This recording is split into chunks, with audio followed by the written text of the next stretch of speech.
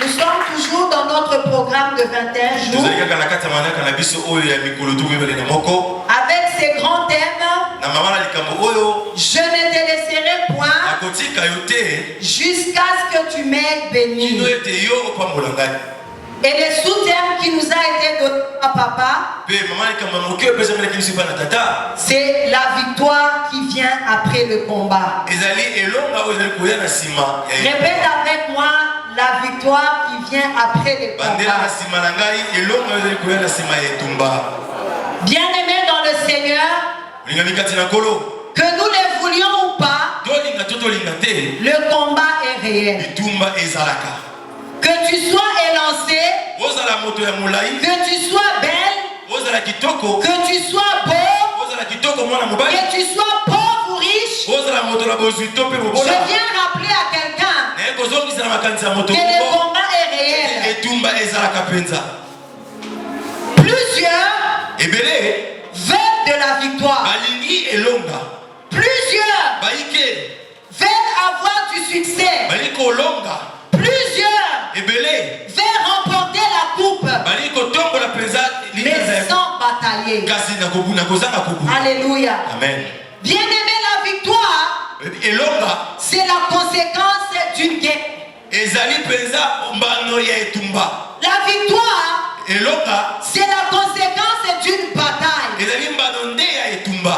La victoire, c'est la conséquence que deux forces se sont mises ensemble et une a remporté sur l'autre. Alléluia. Amen. Et c'était le cas de Jacob. Lorsque nous lisons Genèse 32, la Bible est en train de relater comment un homme, Jacob, a combattu toute la nuit. Mais ce Jacob-là, il n'a pas combattu avec un homme quelconque. La Bible est en train de relater qu'il a combattu avec l'ange de l'Éternel. Et la Bible dit que c'était l'Éternel lui-même. Jacob était heureux. Jacob était heureux. Parce que quand j'étais en train de méditer, je me disais autant combattre avec l'Éternel. Parce qu'à l'issue de ce combat, nous savons déjà quelle est la conséquence. Et Jacob a combattu avec l'ange de Dieu. Et nous voyons l'issue de ce combat. Jacob n'est pas resté indemne. La Bible est en train de déclarer qu'il avait la hanche démise. Et la Bible est en train de montrer que cette bataille n'avait pas laissé Jacob sans trace. La Bible dit qu'il avait la hanche démise. La Bible dit qu'il combattait avec l'Éternel. Et à l'issue de ces combats, il avait remporté une victoire. Ce n'était pas une victoire physique, mais c'était une victoire spirituelle. Parce que lorsque nous voyons l'histoire de Jacob, nous voyons un homme qui avait un parcours compliqué. C'était un voleur. C'était un usurpateur. C'était un menteur. Alléluia. Amen. Et à l'issue de cette bataille, l'histoire d'un homme devait changer. Bien-aimé, à chaque bataille, sache qu'il y a une histoire de ta vie qui va changer. Soit elle va changer en bien, soit elle va changer en mal. Mais ma prière ce soir, qu'à l'issue de ce combat, que tu sortes victorieux. Qu'à l'issue de ce combat, que tu gagnes la bataille. Au modèle de Jacob, au modèle de David. Alléluia. Amen. Il fut vaincu physiquement. Il La Bible est en train de déclarer que depuis cette bataille de l'Éternel et de Jacob, certains commentateurs disent que Jacob est resté handicapé toute sa vie. On dit qu'il boitillait parce qu'il avait eu un choc dans sa hanche. Gloire à Dieu. La victoire spirituelle. Nous sommes appelés à triompher. Nous sommes appelés à remporter. Bien-aimés dans le Seigneur, Paul est en train de dire que Satan est un Dieu sur la terre. Satan est Dieu sur la terre. Il est en train de dire que Satan est Dieu de ce monde. Mais écoute ce que la parole de Dieu est en train de dire. Dans Jean chapitre 16, le verset 33. Alléluia. Amen. La Bible est en train de déclarer ceci. Que vous êtes dans le monde. Vous aurez des tribulations. Mais sachez une chose. Que moi j'ai vaincu le monde. Alléluia. Amen. Même s'il y a un Dieu, un petit Dieu qui est en train de commander le monde. Mais dans ce même monde-là, moi Jésus, je vous ai envoyé. Vous aurez des tribulations. Vous aurez des adversités. Vous serez insultés. Vous serez méprisés. Mais il est en train de dire une chose est sûre. Même si on te combat, sache que la victoire que je te donne, elle est certaine. Sache que la victoire que je te donne, elle est certaine. Et je serai les eaux. Serait c'est le feu. Serait c'est la flamme. Le Seigneur te dit, prends courage. Bien-aimé, le combat n'épargne personne. Le combat n'épargne personne. Et le combat est inévitable. Alléluia. Amen. Le combat est inévitable. Tout le monde traverse une bataille. Tout le monde se retrouve face à un combat. Petit soit-il, spirituel ou trop spirituel que tu sois, tu vas traverser le combat. Alléluia. Amen. La mort est autour de nous. La pauvreté est autour de nous. Les maladies sont autour de nous. La jalousie est autour de nous. Alléluia. Amen. La haine est autour de nous.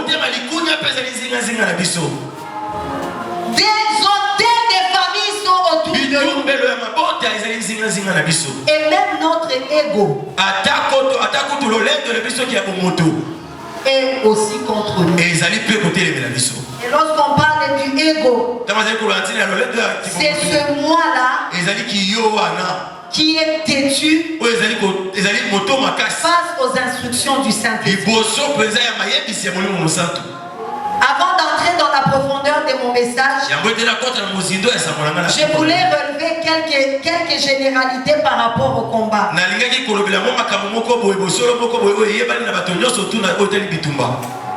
Que tu sois poli, que tu sois un homme de prière, un hydrocarbure,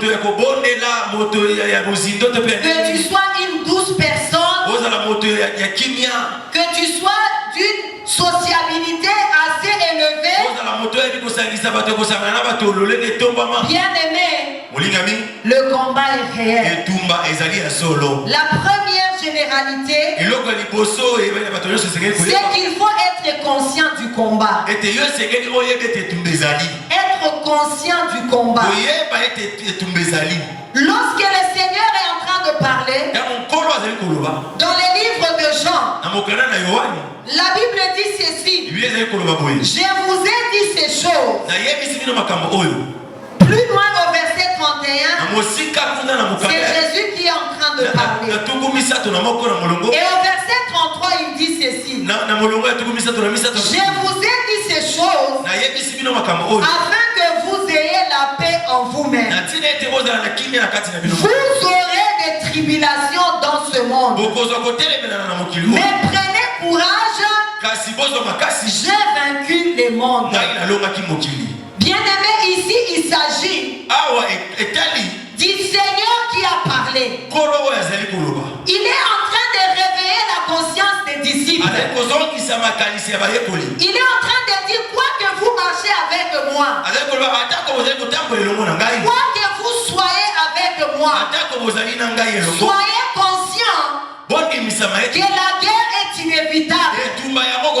Soyez conscients que la guerre a été déclenchée. Soyez conscients que ma venue n'est pas l'obstacle au combat, mais plutôt elle est une garantie pour vous.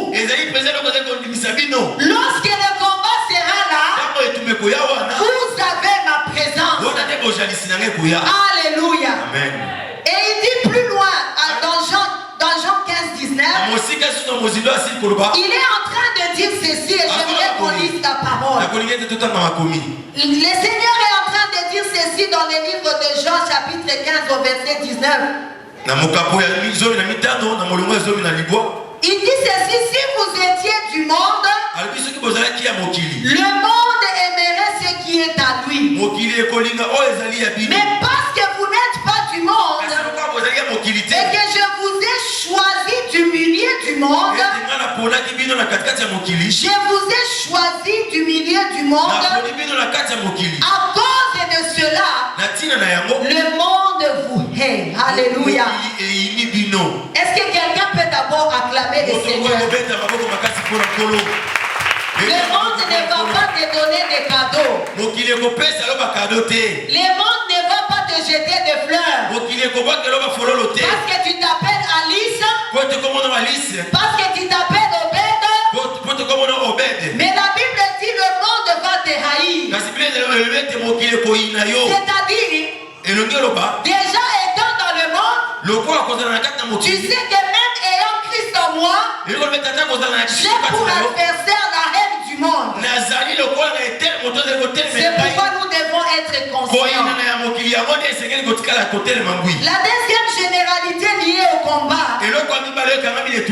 c'est que le combat n'est pas charnel. Alléluia. Amen. Est-ce que quelqu'un peut dire le combat n'est pas charnel? Le combat n'est pas charnel, bien aimé. 2 Corinthiens 10, le verset 3. La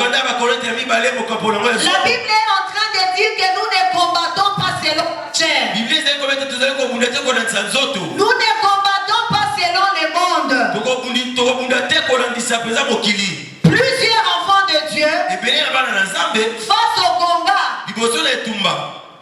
ils pensent que c'est charnellement qu'ils vont répondre. Je me rappelle un jour, le Seigneur va me montrer en songe d'où provenait mon malheur. J'ai commencé à prier. Le lendemain de ce jour même, la personne va m'appeler. J'avais ma fille qui était bébé, elle avait à peine 1 mois ou 2 mois. La personne va m'appeler et me dire ce qui suit. Ozandoki. Tu es une sorcière. Tu accouches sans dire aux gens.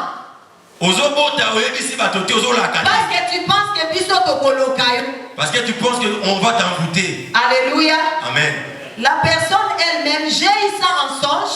Et physiquement elle m'appelle. J'étais très calme au téléphone. Elle a parlé. Quand elle a fini, je lui ai dit: maman, tu as fini? Je lui ai dit merci. Directement, j'ai compris que mon combat n'était pas un combat charnel. C'était un combat dans l'esprit. Parce qu'il s'agit de deux mondes en opposition. Le royaume des ténèbres et le royaume des lumières. Lorsqu'on parle des royaumes des ténèbres et le royaume des lumières, ce n'est pas avec nos coups.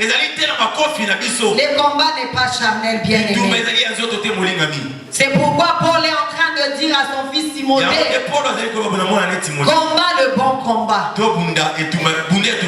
le combat de la foi. Alléluia. Amen. Et il est en train de dire que dans ces combats, tu saisis la vie éternelle. Bien aimé, dans le combat, il ne s'agit pas de nous, mais il s'agit des combats des esprits. Le piège avec nous, c'est que nous voulons mesurer notre Dieu par rapport à la taille de nos problèmes. Alléluia. Amen. Ce soir, je suis venu révolter quelqu'un. Ne mesure pas ton Dieu, le grand Dieu, à la taille de tes problèmes. Il est dit ceci, l'histoire de David, une histoire connue de tout le monde. Dans le livre de Samuel, la Bible dit lorsque David se présenta devant Goliath, et même avant qu'il aille devant Goliath, ses frères se sont moqués de lui. Ils ont dit à David que toi tu étais vraiment un homme ambitieux. Mais David ne voyait pas les insultes de ses frères. Et même quand il s'est présenté devant Goliath, la Bible déclare que Goliath était d'une taille imposante. Mais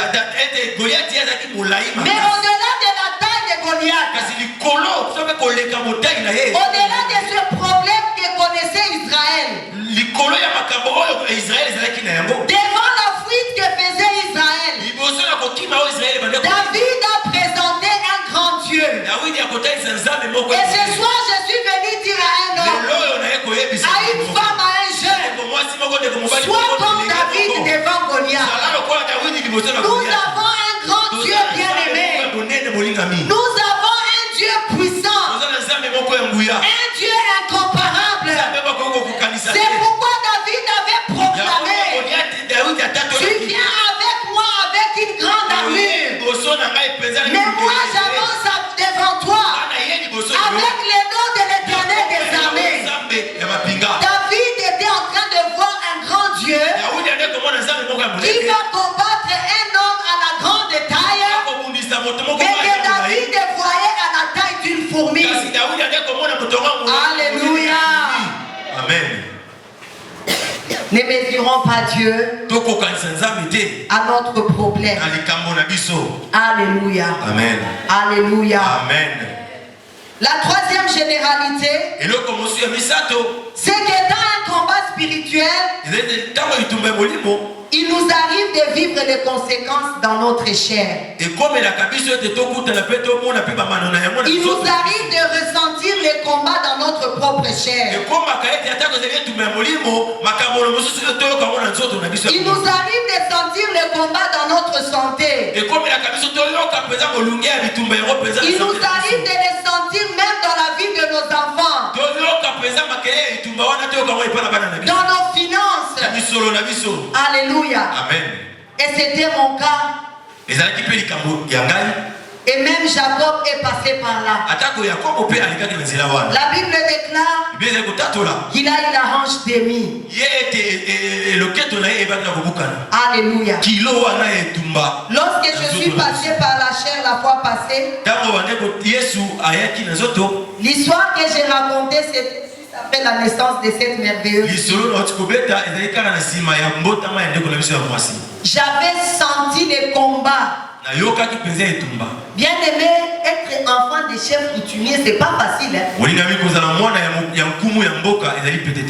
Donc il y a des hôtels et des hôtels, des hôtels et des hôtels.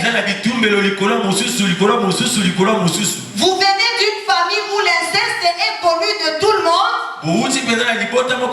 accepté par tout le monde, où une nièce peut coucher avec un oncle,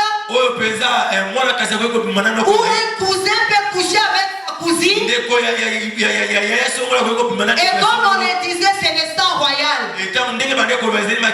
Il ne faut même pas parler, parce qu'on peut se moquer de toi. C'est comme ça que ça se passe au royaume. Et lorsque vous défiez le royaume, il faut aussi être conséquent. Alléluia. Amen. Alléluia. Amen. Vous défiez les lois établies. Parce que vous avez rencontré le Seigneur. Vous dites, Seigneur, moi je veux me marier pur. C'est un combat bien aimé. C'est un combat que vous déclenchez. Uniquement par votre prise de décision de la pureté. On dit, on va voir si elle va se marier. Dieu est miséricordieux, il vous bénit avec un mari. On dit, on va voir si elle va accoucher. 7 mois après le mariage, le Seigneur te bénit avec une grossesse. Vous déclenchez un autre combat. Le premier mois, vous êtes à l'hôpital. Madame, vous êtes en train d'avorter. Vous montez en prière. 3e mois, l'école est en train de lâcher madame. On vous garde à l'hôpital. Vous combattez encore. Jusqu'au 9e mois, l'enfant vient. On dit on va voir. Vous allez ressentir le combat dans votre chair. Pendant 6 bons mois et 15 jours, j'ai saigné. Je suis tombé dans l'anémie. On m'a hospitalisé, elle avait à peine 6 mois. Les médecins ont prié. Ils ont dit on n'a jamais vu ces cas. Pour la première fois, j'entre dans une ambulance. Moi, on me disait quand on entre dans l'ambulance, donc on est au point de mourir. Parce que l'ambulance apporte les gens en extrême urgence. Et sur ces listes dans l'ambulance, je suis en train de déclarer, moi je vivrai. Je sais que je suis conscient de mon combat. Je sais que je suis en train de ressentir les conséquences dans ma chair. Mais j'ai un grand Dieu qui est au-dessus des royaumes terrestres. Et puisque j'ai défié le royaume terrestre, j'appartiens à un royaume céleste. Et le royaume céleste a pour victoire, a pour objectif,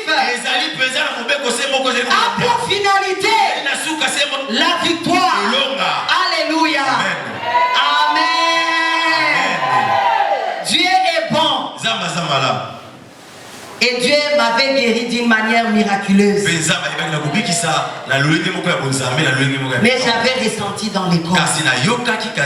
Alléluia. Alléluia. Est-ce que vous avez déjà senti l'odeur comment on appelle des centrales là où on jette tout là? Ou bien quand on ouvre un caniveau ou par lequel tout est passé. Vous sentez cette odeur là. C'est cette odeur là qui venait de mon corps. Alléluia. Amen. Nous avons celui qui a dit j'ai vaincu le monde. Effectivement, il a vaincu le monde. La dernière généralité, j'aimerais que quelqu'un comprenne que lorsque l'ennemi s'acharne contre toi, lorsque le diable s'élève contre une vie, il ne vient pas avec des balles en papier ou des balles synthétiques comme ces fleurs. Lorsque une guerre est déclenchée, ce sont des balles réelles qui nous sont envoyées. Et j'aimerais que quelqu'un comprenne que lorsque tu as engagé un combat, ne t'attends pas aux balles synthétiques. Attends-toi aux balles réelles. C'est ou bien. Amen. Alléluia. Amen. C'est ou bien. Soit je combats jusqu'à remporter la victoire, soit je combats, je me fatigue sur le chemin et je suis vaincu. Alléluia. Amen. Et parlant de ces balles réelles, une histoire vraie s'est passée dans cette ville de Kinshasa, devant un de temps qui est vers le palais du peuple. Il y a un jour des sœurs ont béni. Une d'entre elles va faire un songe la nuit. Et elle va faire ce songe. Elle voit, on l'a tiré une balle, on lui a logé une balle dans la tête. Et qu'elle était décédée dans le songe. Elle se réveille le matin. Elle dit à sa soeur, regarde un peu les rêves que j'ai fait. J'ai rêvé qu'on m'a logé une balle dans la tête. Et dans le rêve, j'ai vu que je suis tombé et je suis décédé. Sa grande soeur dit, yo petit kabakamuna. Arrête avec tes histoires là. Arrête avec tes histoires. Qu'est-ce que tu es en train de raconter? Et la journée commença. Elle voulait traverser la rue pour aller acheter la chikwang. Un pauvre militaire là-bas dans le camp, en train de nettoyer son arme. Écoutez comment les armes que nous voyons la nuit, si nous ne prêtons pas attention, elles se matérialisent le jour. Parce que le monde des ténèbres s'acharne sur les enfants de Dieu. Un pauvre militaire en train de nettoyer son arme, il avait oublié une balle. Alléluia. Amen. Quand il est en train de tenir la gâchette, une balle saute du camp. La soeur qui avait fait les songes sur la rue en train de traverser pour acheter sa chikwang, la balle a logé au même endroit. La soeur est décédée. Quand les gens vont s'écouter, la soeur, la grande soeur va venir en train de courir. Elle va dire, mais elle m'avait dit ces choses. Mais comment est-ce que je n'ai pas prêté attention? Maintenant je reste seule parce qu'elle s'était orpheline. Bien aimé, la guerre spirituelle, la guerre de monde des esprits, elle est réelle. Alléluia. Amen. Elle est réelle. Est-ce qu'on peut acclamer le Seigneur? Elle est réelle. Mais le Seigneur nous dit dans les livres d'Ésaïe 41, dans cette adversité, il nous garantit sa présence. Dans Matthieu 28:20, le Seigneur est en train de dire, je vous garantis ma présence. Je ne vous laisse pas seul. Vous n'êtes pas seul sur les terrains de combat. Je suis avec vous jusqu'à la fin de temps. Alléluia. Amen.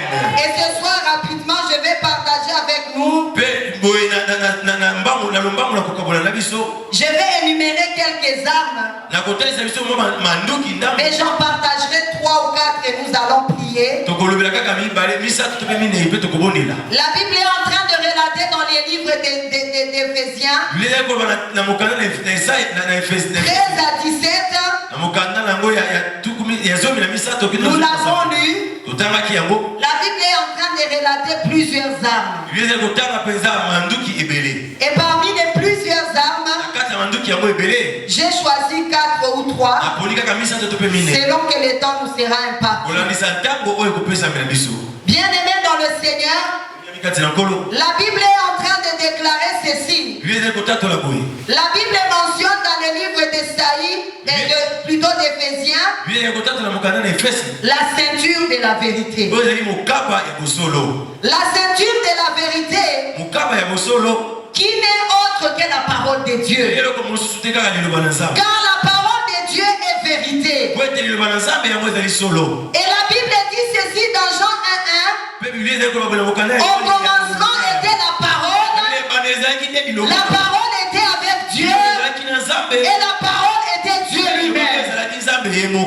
La première arme que je voudrais nous partager ce soir, c'est la parole de Dieu. La parole de Dieu. Cette parole de Dieu qui est une vérité incontestée. La parole de Dieu, elle est pour nous une force et une garantie de la protection. On ne combat pas parce qu'on veut combattre, mais on combat parce que Dieu a dit de combattre. Il a dit vous serez dans les tribulations. Il a dit je vous envoie au milieu de loups. Alléluia. Amen. Lorsqu'on est envoyé au milieu de loups, on ne prend pas une attitude d'agneau. Mais Jésus a dit il nous a envoyés du milieu d'eux pour que nous puissions les écraser. Et nous n'allons pas écraser en vain. Lorsque Jésus va quitter son temps de prière, lorsqu'il sort, c'était la joie, n'est-ce pas? C'était le triomphe. Mais le premier ennemi qu'il a rencontré, c'était le diable. C'était Satan lui-même. Et qu'est-ce qu'il a fait? Puisque c'était un ange déchu, il connaissait la parole. Il a confronté notre Seigneur par parole. Il dit si tu es réellement le Fils de Dieu, jette-toi et ton Dieu, ton Père, va ordonner aux anges de venir te chercher. Bien-aimé, puisque le Christ connaissait la parole de son Père, il n'a pas répliqué par les boxes. Il n'a pas répliqué par le silence. Mais c'était un combat de parole. Il a dit à Satan, tu ne tenteras pas l'Éternel ton Dieu. Alléluia. Et cette arme qui est la parole de Dieu a des exigences. Dans Ephésiens 6, le verset 17, la Bible est en train de montrer que nous devons connaître la parole. La Bible dit ceci au verset 17. Prenez aussi les casques du salut et l'épée de l'esprit qui est parole de Dieu. Alléluia. Alléluia. Amen. On n'a pas dit de prendre la machette physique. On a dit on va prendre l'épée qui surpasse les épées. À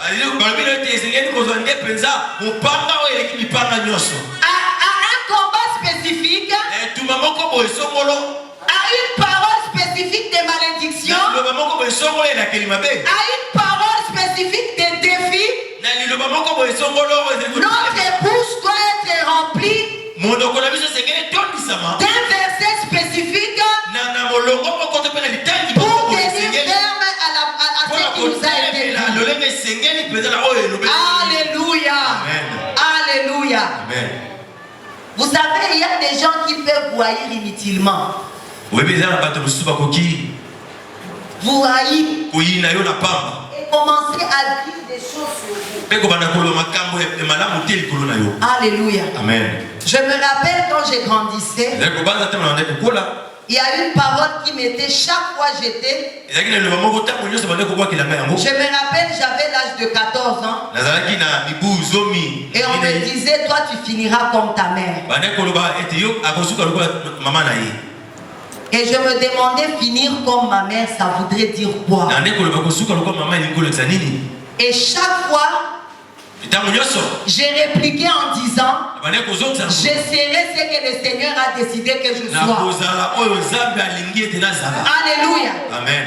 Une tante peut vous dire, toi tu ne réussiras pas. Il ne faut jamais avaler cette parole. Il faut répliquer par la parole de Dieu. Il faut lui dire que les projets que l'Éternel a pour moi, c'est un projet de paix et non de malheur.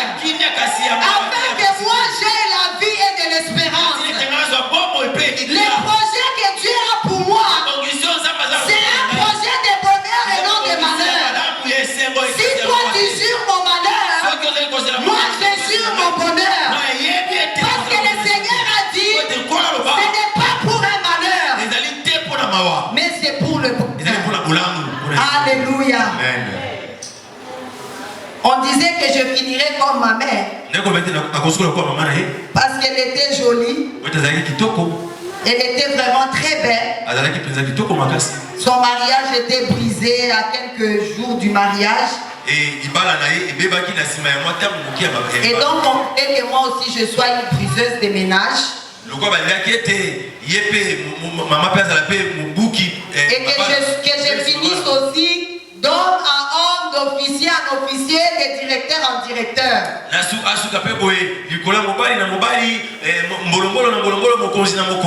Alors que le plan que le Seigneur avait pour moi, c'était de marcher dans la pureté, d'être un signe et un présage pour ceux de ma génération.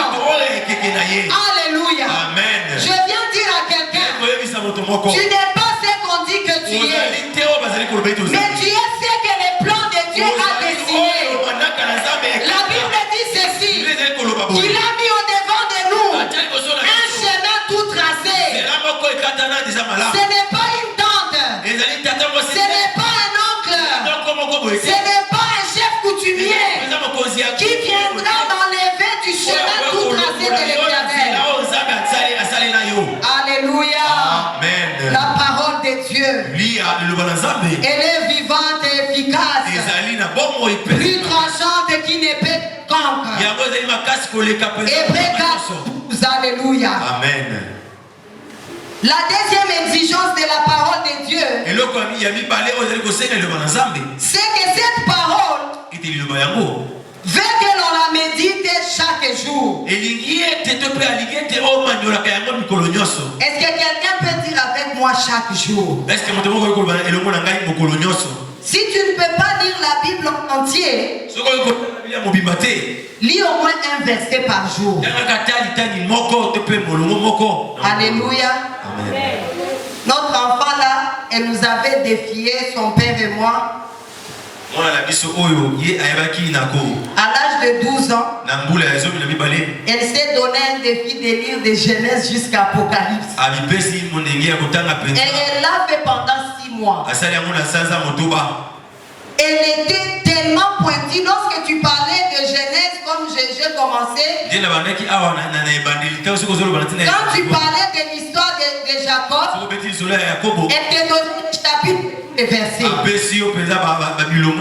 Quand tu prononçais un psaume, elle te disait c'est le psaume 119, le verset 38.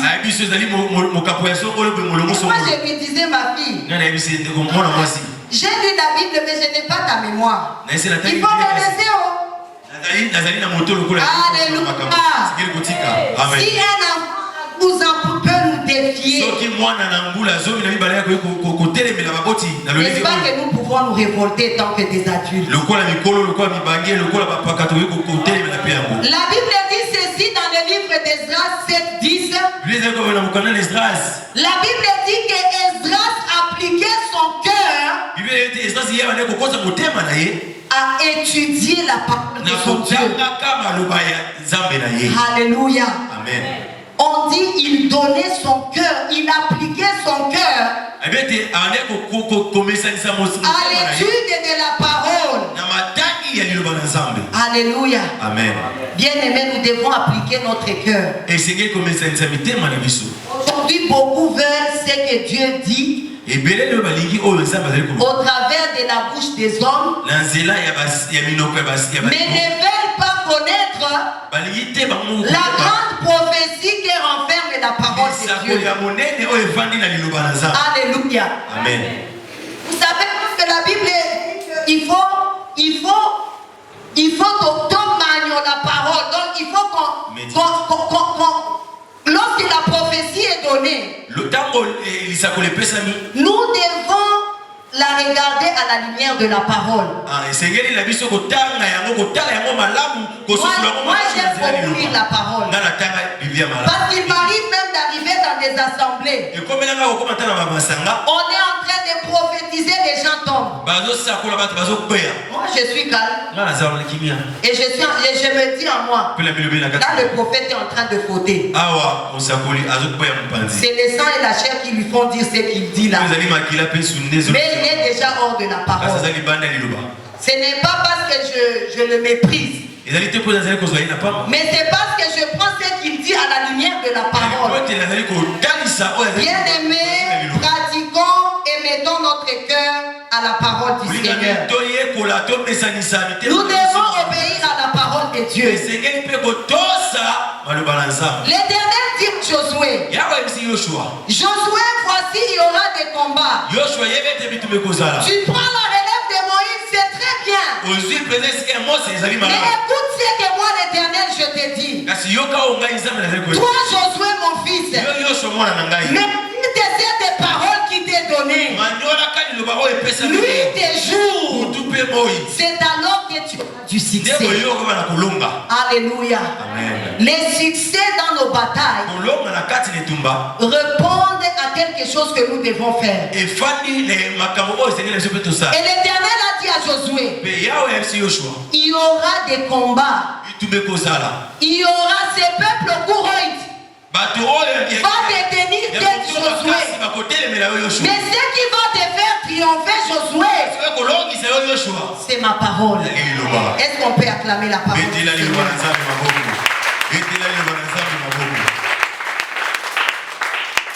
Et la Bible dit dans Deutéronome 6, c'est la dernière exigence, c'est que au-delà que nous puissions lire la parole, nous devons l'inculquer à nos enfants. Nous devons l'inculquer à nos générations. Alléluia. Est-ce qu'il y a des hommes de Dieu en ces lieux? Pas seulement les hommes de Dieu, même nous chrétiens. Nous devons lire la parole. Souvent je dis à nos enfants, si le Seigneur me donnera la grâce d'avoir 3 maisons, chacun aura sa maison. Mais si le Seigneur ne me donne pas les 3 maisons, j'ai plus que 3 maisons que je vous laisse. La parole de Dieu. Je leur dis ceci, la parole de Dieu ouvrira vos portes. La parole de Dieu vous donnera des hommes et des femmes que vos cœurs désireront. Alléluia. Inculquons la parole de Dieu. C'est ça l'exigence. La deuxième arme, au-delà de la parole de Dieu, c'est que nous devons combattre avec le sang de Jésus. Quelqu'un répète le sang de Jésus. Le sang de Jésus, c'est pour nous un sang de rachat. La Bible dit qu'autrefois nous étions malédiction. Mais à cause du sang qui a coulé à Golgotha, il a fait de nous qui étions malédiction une bénédiction. Le sang nous a racheté de la boue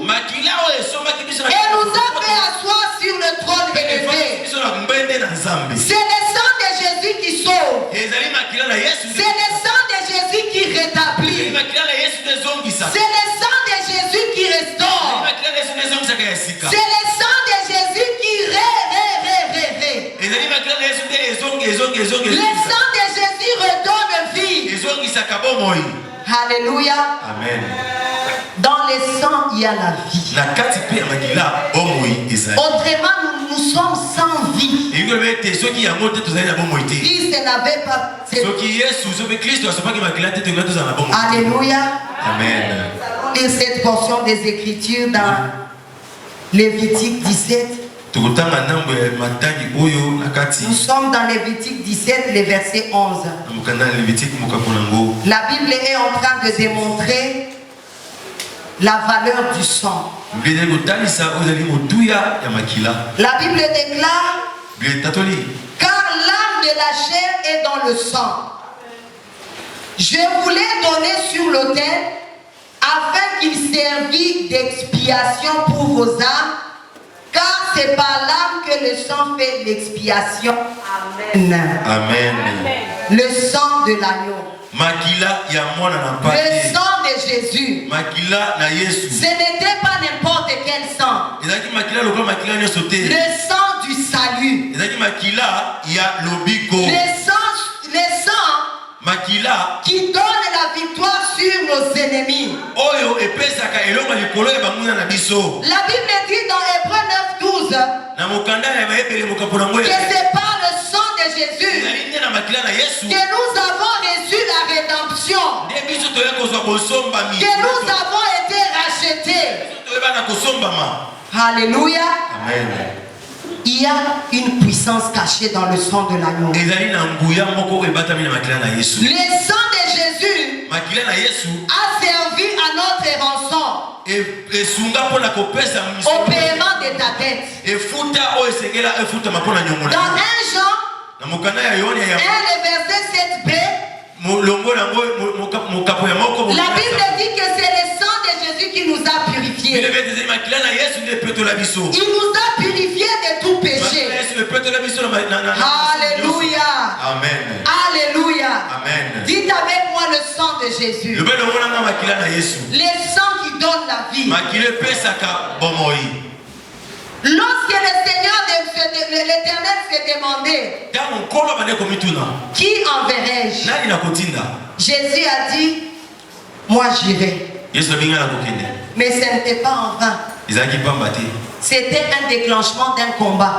Et au prix de ce combat, il a payé par son sang. C'est pourquoi je viens dire à quelqu'un: ne néglige pas le sang de l'agneau. Ne néglige pas le sang de Jésus. La Bible dit dans le livre d'Apocalypse: c'est à cause du sang de l'agneau qu'ils ont vaincu. Toi et moi, nous sommes victorieux dans ces combats terrestres parce qu'il y a un sang qui a payé pour moi. Parce qu'il y a un sang qui a payé pour toi. C'est pourquoi la Bible dit: si nous combattons, ce n'est pas dans la chair que nous combattons, mais c'est dans l'esprit que nous combattons. Parce que le sang que Jésus a versé nous a donné la victoire sur les esprits, sur les dominations, sur les princes de ce monde. Alléluia. Amen. Le sang de Jésus, le sang qui donne la victoire. Alléluia. Amen. Et j'aime ces chants qui disent: c'est ton sang qui purifie. C'est ton sang qui donne la vie. C'est ton sang qui a coulé. Alléluia. Est-ce qu'on peut acclamer pour la puissance qui est dans le sang de l'agneau, dans le sang de Jésus? Il y a la victoire. Dans le sang de Jésus, il y a la vie. Alléluia. Amen. La troisième arme, Le nom de Jésus. Alléluia. Amen. Dites avec moi Jésus. Le nom de Jésus. Le nom de Jésus. La Bible déclare c'est le nom qui est au-dessus de tout autre nom. La Bible dit qu'il a reçu un nom au-dessus de tout autre nom, devant lequel tout genou fléchit et toute langue confesse à la gloire du Père. Ah, nous sommes dans Philippiens 2, verset 5. Je vais nous lire Jean 14, le verset 13. Vous allez comprendre le nom de Jésus n'est pas seulement un nom. On peut citer, on se retrouve dans un danger. Et le nom de Jésus représente la personne de Christ. C'est un nom qui est efficace pour ceux qui lui appartiennent. Ce nom de Jésus est efficace pour ceux qui s'identifient à Jésus. Ce nom est efficace pour ceux qui se sont donnés comme Nicodème. La Bible dit ceci dans le livre de Jean, chapitre 14 et le verset 13. Celui qui est en train de parler. Et tout ce que vous demanderez en mon nom, je le ferai, afin que le Père soit glorifié dans le Fils. Nous pouvons lire 14. Si vous demandez quelque chose en mon nom, je le fais. Amen. Alléluia. Le nom de Jésus. Ce n'est pas un nom que nous devons citer en vain. Lorsque nous citons le nom de Jésus, nous appelons la personne de Jésus à agir à notre place. Alléluia. Amen. C'est pourquoi même ceux qui me connaissent le nom de Jésus, lorsqu'ils citent le nom de Jésus, ils voient quand même quelques résultats. Parce que Christ est miséricordieux. Mais je viens dire à quelqu'un dans ce combat, le nom de Jésus est pour toi un bouclier, une lance et un javelot. Alléluia. La Bible dit dans 1 Jean 4:4, et vous petits enfants, vous êtes des dieux et vous les avez vaincus parce que celui qui est en vous est plus grand que celui de ce monde. Alléluia. Alléluia. Le nom de Jésus, il est plus grand que les princes dessus. Il est grand que celui qui est en train de commander ce monde. Alléluia. Amen. On ne peut pas utiliser le nom de Jésus parce qu'on a entendu parler du nom de Jésus. Nous utilisons le nom de Jésus parce que nous avons une révélation de ce nom. Alléluia. Amen. J'étais en train de dire, nous utilisons le nom de Jésus parce que nous avons la révélation de ce qui est capable ce nom. Alléluia. Amen. Alléluia. Amen. Il y a des situations parfois qui arrivent dans nos coutumes et traditions et où on se pose des questions, est-ce que je vais réussir? Alléluia. Amen.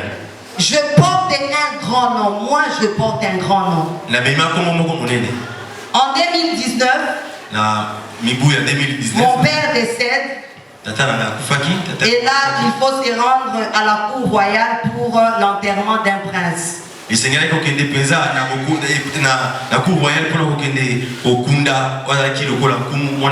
Bien aimé, lorsque le Seigneur t'impose un programme de prière, il ne faut jamais tergiverser. Il ne faut jamais dire j'ai mal à l'estomac, j'ai ceci. Il faut juste obéir. Alléluia. Amen. Et ce jour-là, c'est tombé pendant que j'étais dans une période de prière. On va se rendre à la cour royale. Comme des princesses là, vraiment bien reconnues. Pendant que les autres pleuraient, faisaient tout ce qu'ils pouvaient. Avant cela, moi, le Seigneur m'avait averti qu'il prenait mon père. Et c'est qu'il est forte et courageuse. Parce que ce qui se passera, tu vas faire comme tu seras comme la couverture des autres.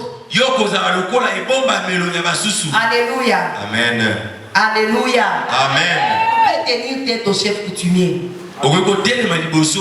Mais tu tiendras tête. Que si tu sais que Jésus est rempli en toi, tu ne tiendras tête. Que si tu as la révélation de ce Jésus.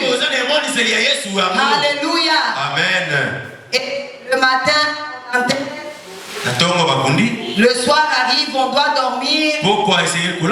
Avant de dormir, on fait une réunion à la cour. Explique les généalogies, ainsi de suite.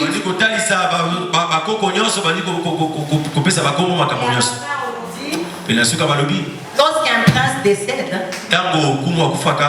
on coupe les cheveux des filles, les cheveux des garçons et leurs ongles. Parce que le matin, il y a une cérémonie qui s'est faite. Lorsque le chef parlait, j'étais vraiment calme. On finit, on prend toutes les dispositions. Et j'élève mon petit doigt. J'ai dit, Votre Majesté, mon père qui était frère, c'était un enfant de Dieu. Et c'est lui qui nous a montré le chemin du salut. Il nous a aidés. Alors comment vous allez faire comme toute autre personne? Je m'oppose à ce que vous allez faire. En tout cas, vous ne le ferez pas. Étant son premier-né, étant servante de Dieu, faites tout ce que vous pouvez faire. Mais en ce qui concerne nous toucher, ça ne se fera pas. Alléluia. Amen. Jésus doit remplir vos batteries. Et tout le monde va se tourner et dire, tiens, il a du kilo. Mais Francine, elle a du kilo. Elle tient tête au roi. Et quand on murmure, moi je suis calme.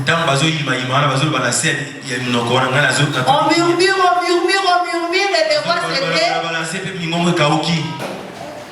Ok, je vous ai tous entendus. Mais je pense que Francine a raison. Alléluia. Amen. Si Jésus est rempli en vous, vous ferez tête face aux obstacles. Alléluia. Amen. Le nom de Jésus est une lance. C'est un javelot. C'est un bouclier. Le nom de Jésus est au-dessus des coutumes. Le nom de Jésus est au-dessus des chefs coutumiers. Et j'entends quelqu'un dans l'assemblée qui dit, peut-être parce que c'est là à l'est. Partout, les chefs coutumiers ont des pouvoirs magiques. Et lorsqu'on veut tenir tête, on doit se rappeler être rempli de Jésus. Alléluia. Amen. Et la cérémonie se faisait sans couper les cheveux, sans couper les ongles, et sans tout ce qu'on disait, on coupe tel arbre, on coupe tel arbre. Papa, quand tu es là, peut-être que tu pliteras.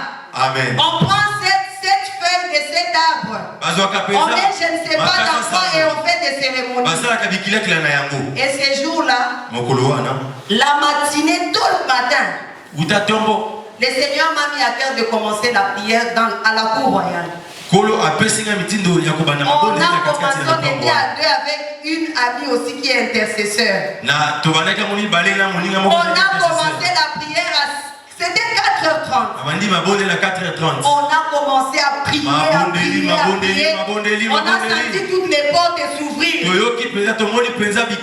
s'est retrouvé à plus de 20 dans une chambre. C'est comme s'ils se sont demandé qu'est-ce que celle-ci a vu la nuit.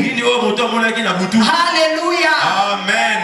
Là où les gens déclaraient qu'ils ne dorment pas, moi j'ai fait 2 jours en train de bien m'endormir. Alléluia. Amen. Le nom de Jésus, il faut l'invoquer par révélation. Ne pas le mesurer à la taille de ton obstacle. Le nom de Jésus n'est pas un nom quelconque. Le nom de Jésus présente une autorité. C'est une autorité indiscutable. Dis avec moi, le nom de Jésus est une autorité. Le nom de Jésus est une autorité. Une autorité indiscutable.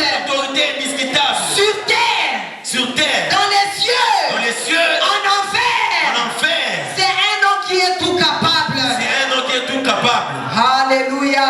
Amen. Un nom qui a de la puissance. Nous ouvrons nos Bibles dans Romains 14. Nous sommes en train de progresser, de chuter, ne vous impatientez pas. Romains 14 et 10.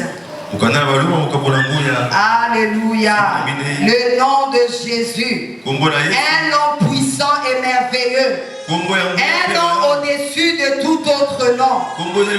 C'est le nom qui nous a été donné comme arme efficace. La Bible déclare: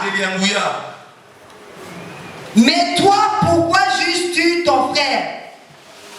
Ou toi, pourquoi? Puisque nous comparaîtrons tous devant le tribunal de Dieu. Car il est écrit: je suis vivant, dit le Seigneur. Tout genou fléchira devant moi et toute langue donnera gloire à Jésus. Amen. Amen. C'est le Seigneur qui est en train de dire que tout genou fléchit devant lui. Les genoux des magiciens, des occultes. Alléluia. Amen. Alléluia. Amen. J'aime le livre de Daniel. Lorsqu'on est en train de relater qu'on appela les satrapes, les magiciens, tous les grands magiciens de Babylone. Mais ils n'avaient pas pu donner le rêve du roi. Et j'aime comment Daniel est en train d'élever le Seigneur. Il est en train de dire: béni soit l'Éternel, qui est au-dessus de tout et qui peut révéler la pensée qui est dans le cœur. Le nom de l'Éternel, la Bible déclare que le nom de l'Éternel est pour nous une tour forte. Les justes s'y réfugient et il est en sûreté. Alléluia. Le nom de Jésus, c'est une tour forte. Les justes s'y réfugient et il est en sûreté. On acclame le Seigneur. C'est un héritage. C'est une marque déposée. Amen. Alléluia. Amen. Le nom de Jésus. Lorsqu'on voit l'abraliment et on voit Coca-Cola, on voit l'Éternel, on voit Jésus-Christ qui est venu sauver. Alléluia. Amen. Jésus-Christ et son nom, c'est pour nous une marque déposée. nom de Jésus est comme une notice dans la boîte des médicaments. Le nom de Jésus. Bien-aimé, pour finir, je n'insisterai pas sur ce dernier élément, sur cette dernière âme. La dernière âme que j'ai mentionnée, c'est bannir la crainte et bannir la frayeur. 2 Chroniques 20, le verset 17. Exode 15, le verset 3. Alors ce soir, je vais dire à un vainqueur de se tenir sur ses deux pieds. Avant que j'énonce ce que c'est la victoire. Bien-aimé, la victoire, c'est un choix à faire. C'est une décision à prendre. La victoire, c'est la conséquence de nos choix. C'est pourquoi la Bible est en train de dire, dans le livre de Deutéronome 28, l'Éternel est en train de dire, voici je mets devant toi la vie et la mort. Et il est en train de dire, choisis la vie. Alléluia. Est-ce que quelqu'un choisit la vie ce soir? Celui qui choisit la vie a choisi la victoire. Parce que c'est une décision résolue. Est-ce que nous pouvons nous tenir sur nos deux pieds? Nous serons en train de prier. Nous devons utiliser la volonté. La volonté à vaincre pour déterminer notre destinée. Alléluia. Amen. La Bible dit la victoire appartient à Dieu. Et c'est en lui que nous l'avons. Et c'est par lui que nous la recevons. Alléluia. Est-ce qu'on peut se tenir debout? Je vais dire à quelqu'un ce soir, l'ennemi peut changer de stratégie. Il peut ne pas venir par la voie de la maladie, mais il vient par la voie de la sécheresse. Rappelle-toi de ce que nous avons lu.